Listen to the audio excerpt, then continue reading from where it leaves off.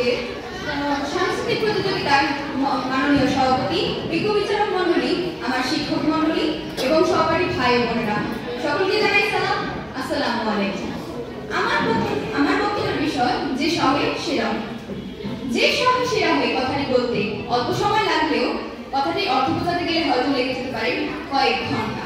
তবে আমি সংক্ষিপ্তভাবে আলোচনা করছি। শহরে মানে সহ্য করা, রহে মানে শেষ পর্যন্ত টিকে থাকা।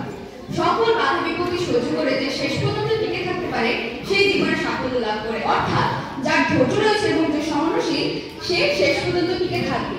জীবনে অনেক বাধা বিপত্তি আসবে, তবে আমরা যদি সেই বাধা বিপত্তিকে ভয় পেয়ে যাই তবে আমাদের লক্ষ্য অর্জন করা অসম্ভব হয়ে যাবে।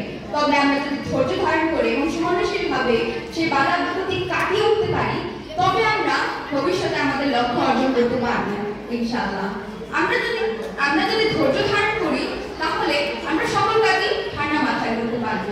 কোনো কাজ শেষ করার জন্য প্রয়োজন প্রচুর ধৈর্য এবং সহনশীলতা।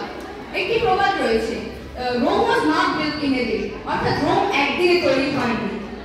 অর্থাৎ কোনো কাজ করার জন্য প্রয়োজন ধৈর্য এবং সহনশীলতা। এই ধৈর্য থাকলে আমরা কঠোর পরিশ্রম করতে পারবো এবং পরবর্তীতে আমরা সফল হতে পারবো। যদি আমরা ধৈর্য না ধারণ করি তবে আমরা অস্থির হয়ে যাব, কোনো কাজ যেটা আমরা সকলেই পারি সেটাও করতে পারবো না। ধৈর্য ধারণ করে আমরা এসব কাজ করবো। এবং আমরা যদি মহান মনীষীদের জীবনী দেখি, যে হযরত মুহাম্মদ সাল্লাল্লাহু আলাইহি ওয়াসাল্লাম উনি ইসলাম প্রচার করার সময় অনেক বাধা বিপত্তির সম্মুখীন হয়েছেন, তবুও তিনি হাল ছেড়ে দেননি, তিনি ইসলাম প্রচার করে গিয়েছেন। রবার্ট ব্রুস, যিনি স্কটল্যান্ড জয় করেছিলেন 7 বার যুদ্ধ করার পর, 7 বারের পর তিনি জয়ী হয়েছিলেন, তিনি 6 বার হেরে গিয়েছিলেন, তবুও কিন্তু তিনি ধৈর্য হারা হননি। তিনি ছিলেন সহনশীল এবং যথেষ্ট ধৈর্যশীল মানুষ।